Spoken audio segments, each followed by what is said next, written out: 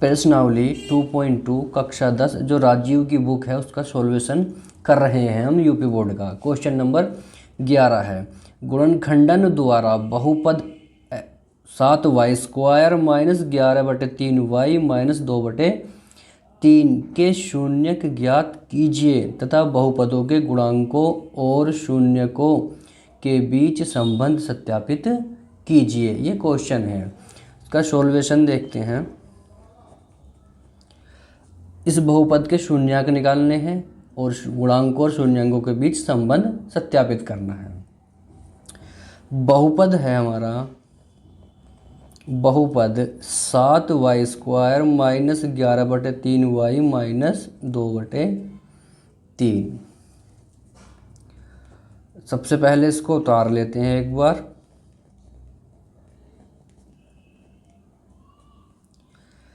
इसके नीचे 1 मानो। अब इन तीनों का एलसीएम क्या आ जाएगा? 3 आ जाएगा। 7 या 21y² माइनस 11y और माइनस 2। शून्यक के लिए शून्यक पूछ रहा है हमसे वो, तो शून्यक के लिए ये बहुपद 0 के बराबर रखा जाएगा। 21y² माइनस 11y माइनस 2/3 बराबर 0। अब इसकी क्रॉस मल्टीप्लाई करेंगे,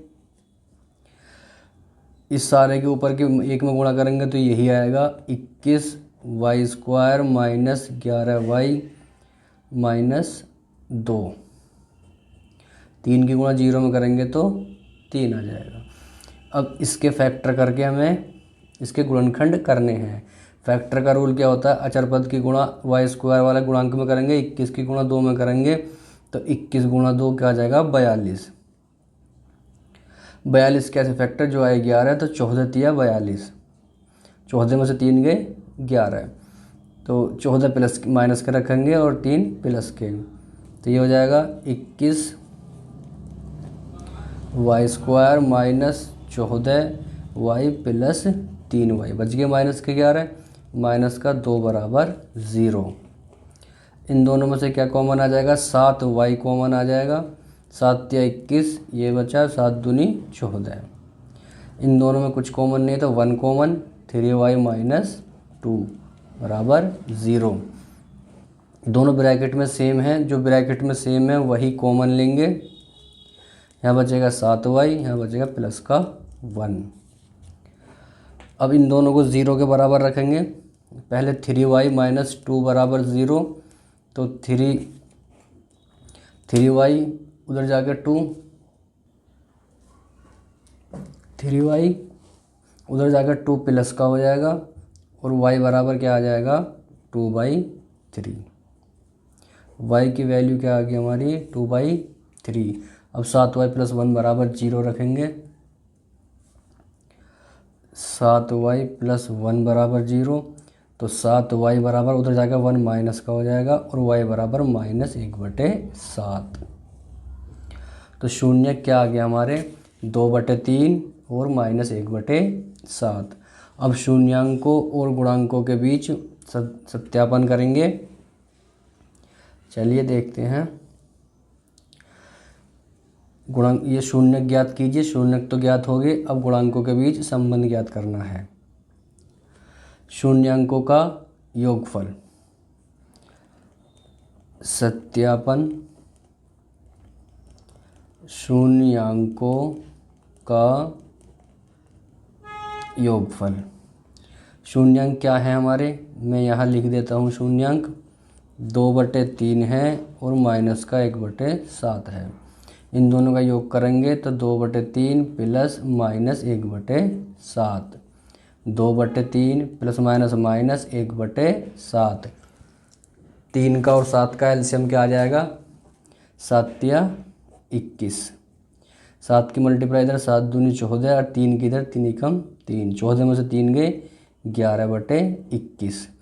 11/21 क्या है? शून्यांकों का योगफल है। गुणांकों का योगफल भी यही आना चाहिए, यही हमसे सत्यापित करा रहे हैं। तो गुणांकों का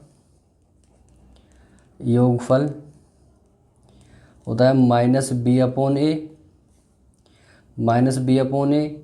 तो हमारा क्या ये समीकरण है हमारी, इसमें b की वैल्यू क्या है -11 है, a की वैल्यू क्या है 21 है।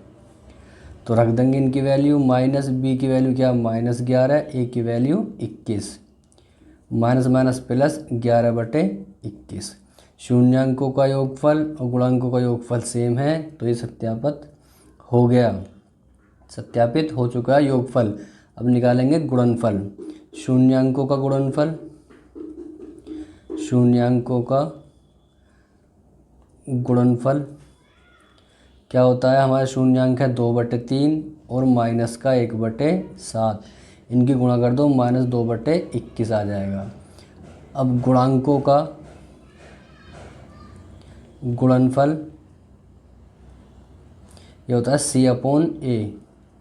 c की वैल्यू क्या है इसमें -2 है, a की वैल्यू क्या है 21 है, तो -2/21 यही हमारा गुणनफल था शून्यांकों का, यही हमारा गुणांकों का गुणनफल है। तो इस प्रकार इसको हमने सत्यापित कर दिया। इस प्रकार इस क्वेश्चन को आप कर पाएंगे। हमें कह रहे हैं सत्यापित कीजिए कि निम्न त्रिघात बहुपदों के साथ दी गई संख्याएं उसकी शून्यक हैं। प्रत्येक स्थिति में शून्यकों और गुणांकों के बीच के संबंध को स्थापित कीजिए। ये दो सवाल हैं 12 में, ये इसके शून्यक हैं और ये इसके शून्यक हैं। तो वो ये सवाल में ये कह रहे हैं कि सत्यापित कीजिए कि इस त्रिघात बहुपद के ये शून्यक हैं। सबसे पहले हम समझेंगे कि शून्यक, अगर ये इसके शून्यक हैं तो ये इसको संतुष्ट करेंगे। अगर हम 1/2 x की जगह इसमें रख दें तो ये 0 बन जाना चाहिए। रख के देखेंगे 0 बन गया तो इसके शून्यक हैं, और नहीं बना तो नहीं है। लेकिन वो कह रहे हैं कि सत्यापित कीजिए, तो रख के देखना है सभी को, और यदि 0 आता है तो इसके कह देंगे हम कि ये इसके शून्यक हैं। चलिए सोल्यूशन करता हूँ मैं। पहले का ही कर लेते हैं। पहले 2x³ plus x² minus 5x plus 2 क्या है इसके शून्यक, 1/2, 1 और -2। तो हम fx, ये x की वैल्यू है, हम मान लेते हैं, हम माना fx = बहुपद को fx में है तो ये मान लिया हमने बहुपद fx बराबर ये है। अब हम क्या वैल्यू निकालेंगे, हम f1/2, f1 f -2, तो x बराबर 1/2 रखने पर, तो f1/2 क्या हो जाएगा, 2 जहाँ पे x है वहाँ पे 1/2 प्लस 1/2 का होल स्क्वायर माइनस 5x की जगह 1/2 और प्लस 2, जहाँ पे त्रिघात बहुपद में x था वहाँ पे हमने 1/2 रख दिया।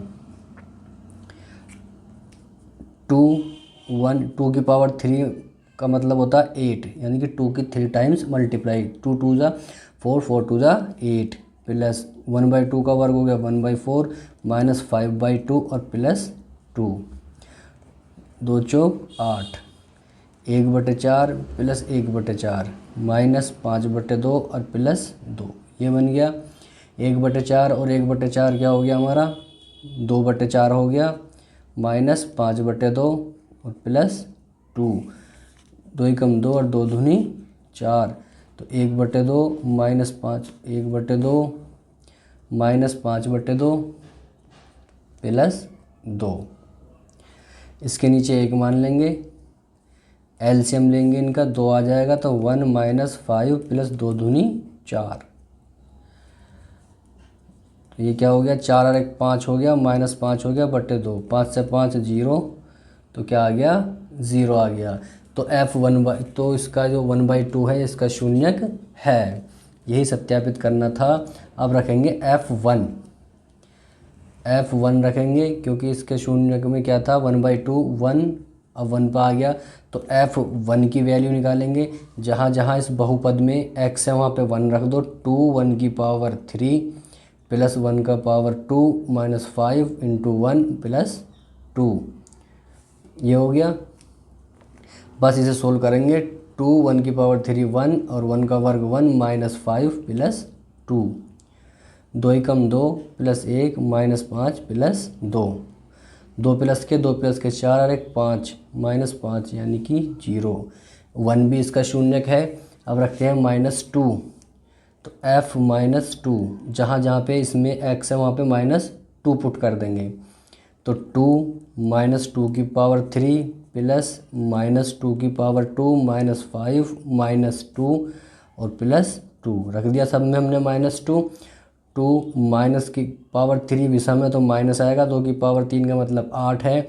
1 का वर्ग माइनस का वर्ग प्लस 2 का वर्ग 4 माइनस माइनस प्लस और 5 2 जा 10 और प्लस 2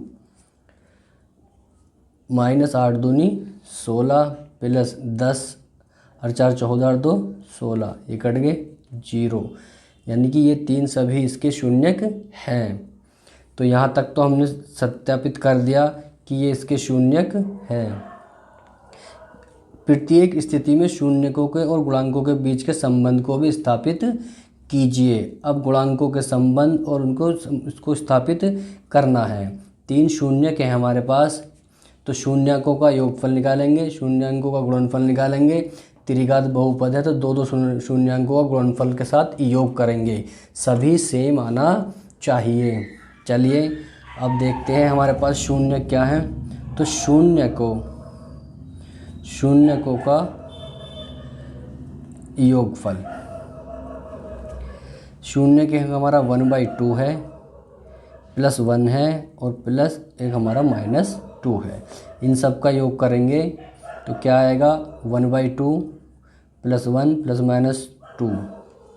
तो 1/2 ये प्लस का 1 है, ये माइनस के 2 है तो माइनस का 1 बचेगा। ये 1/2 है, ये आधा है, ये माइनस का 1 है तो माइनस का 1/2 बचेगा। जब इसको सोल्व करेंगे तो माइनस का 1/2। अब शून्यकों का योगफल ये आया है तो गुणांकों का योगफल भी यही आना चाहिए। चलिए गुणांकों का योगफल निकालते हैं। गुणांकों का योगफल ये होता है हमारा -b/a। अगर त्रिघात समीकरण है हमारी, त्रिघात समीकरण हमारी क्या है ये उतार लेते हैं ऊपर से। 2x³ प्लस x² -5x + 2 ये हमारा त्रिघात बहुपद है। तो इसमें -b/, की वैल्यू क्या होगी, x² का गुणांक क्या है b है और ये क्या है 2 है, तो क्या हो जाएगा -1/2। यही हमारा शून्यकों का योगफल आया था, यही हमारा गुणांकों का योगफल आया, तो सत्यापित हो गया। इसके बाद निकालेंगे हम 2 शून्यकों को एक साथ रख के गुणा के साथ उनका योगफल। जैसे मान लिया alpha beta, beta gamma plus gamma alpha, 2 शून्यक ले लिए एक साथ और उनका योग। तो हमारे शून्यक क्या हैं, एक हमारा है 1/2, 1 और -2। पहले इन दोनों की गुणा करेंगे तो 1/2 × 1 प्लस, फिर इन दोनों की गुणा करेंगे 1 गुणा -2 प्लस, अब इन दोनों की गुणा करेंगे -2 गुणा 1/2।